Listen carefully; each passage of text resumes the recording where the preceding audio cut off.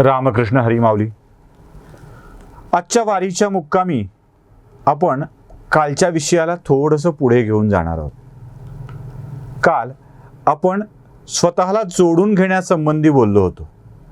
आज हे जोडून घेणं काय आहे हे आपल्याला समजून घ्यायचं आहे.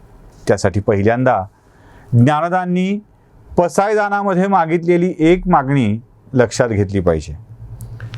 जे खळांची व्यंकटी सांडो तया सत्कर्मी रती वाढो भूता परस्परे जडो मैत्र जीवांचे.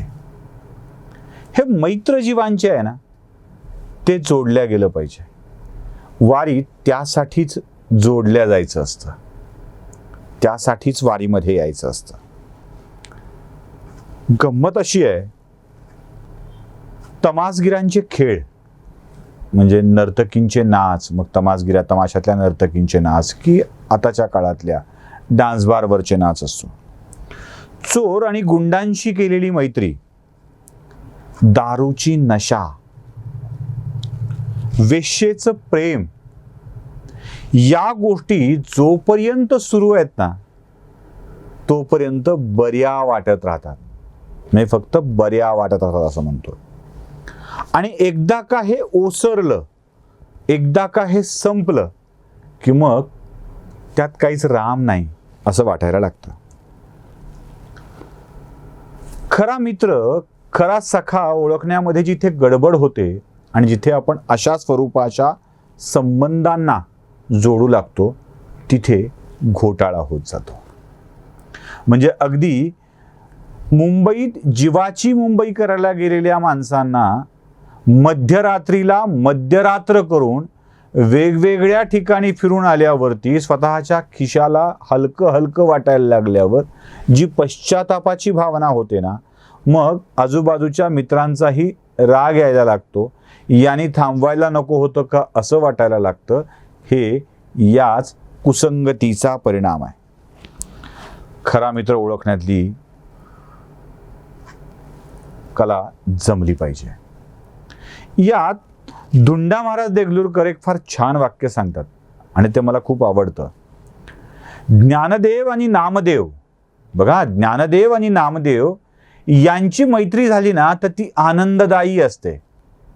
ज्ञानदेव आणि नामदेव यांची मैत्री झाली की ती आनंददायी असते. पण दामदेव आणि कामदेव, मी पुन्हा सांगतो, दामदेव आणि कामदेव यांची मैत्री झाली की ती मात्र त्रासदायकच असते, दुःखदायक असते. असंच आहे ना. मग मैत्री कुणाशी व्हायला हवी हे आपल्याला समजायला हवं. वारी, दिंडी किंवा संतांची संगत ही आपल्याला या मृगजळापासून दूर ठेवते. हे मृगजळ नसतं, म्हणजे आपण जे अनुभवतोय, म्हणजे पहिलं मी तुम्हाला जे सांगितलं कुसंगती, ते मृगजळ. पण संतांची संगती मात्र मृगजळ नसतो. ते काय असतं? तो निखळ अमृतमय पाण्याचा खळखळ वाहणारा स्वच्छ झरा असतो. आता हीच साधू संगती मिळावी यासाठी आपण या वारीमध्ये यायचं असतं. हा खळाळता झरा असतो.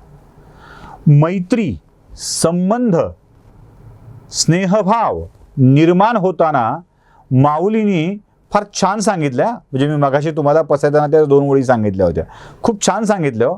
त्याच्या पायऱ्या आहेत, टप्पे आहेत. झाली मैत्री असं नाही होत. टप्पे काय आहेत?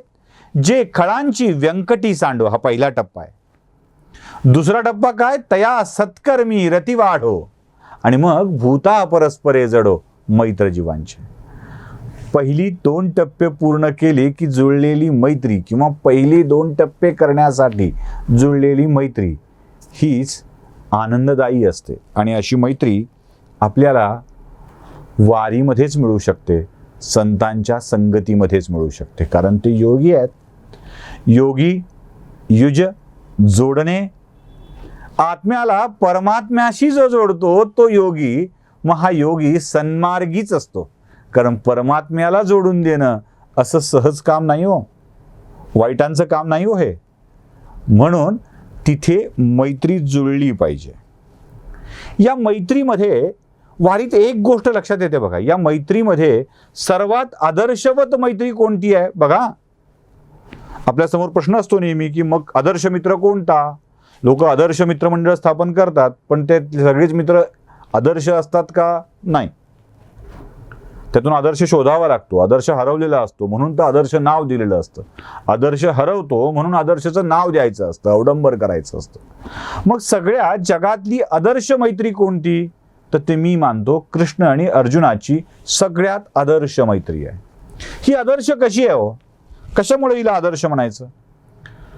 कौरव आणि पांडवांचं सैन्य युद्धभूमीवर आमने सामने उभा राहिलं आणि ते आमने सामने उभा राहिल्यावर आता शत्रूचा खात्मा करायची वेळ आली आहे.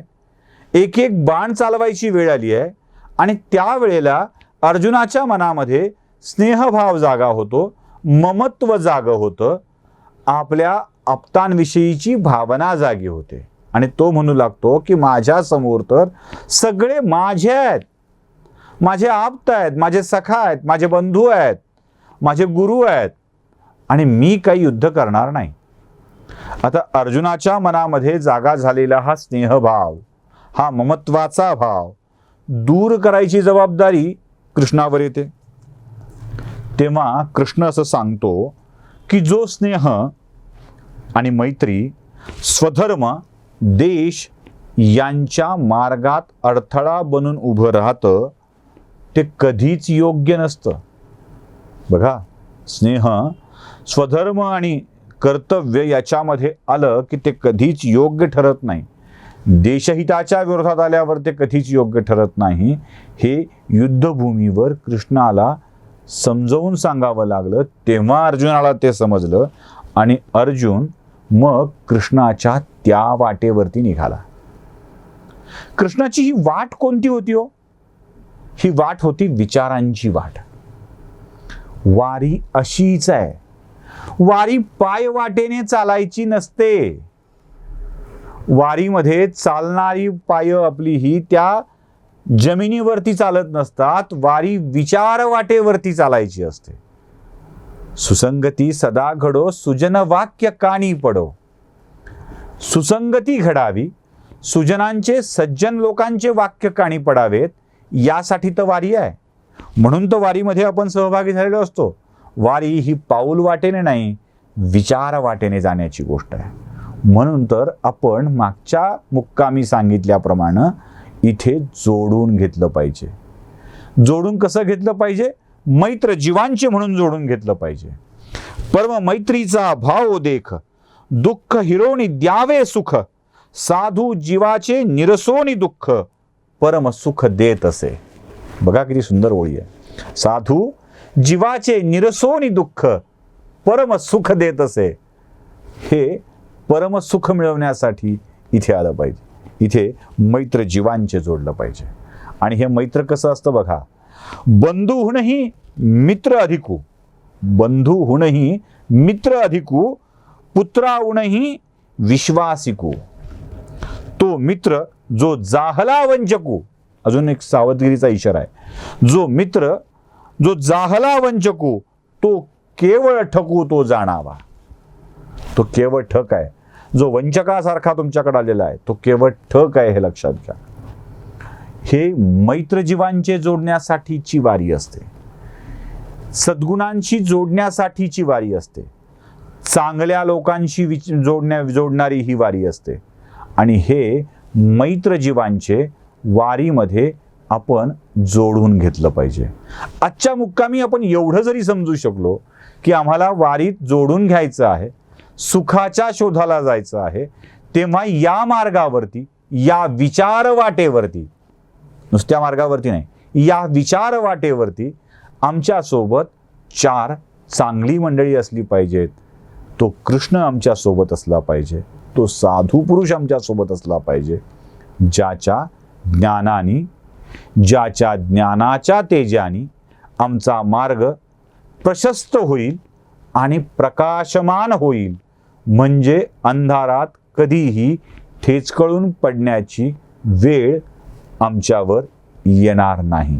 तेव्हा चला तर विठ्ठल नामाच्या गजरामध्ये आपणही आता पुढच्या मुक्कामी निघणार आहोत आणि पुढच्या मुक्कामी पुढचा विषय समजून घेणार आहोत.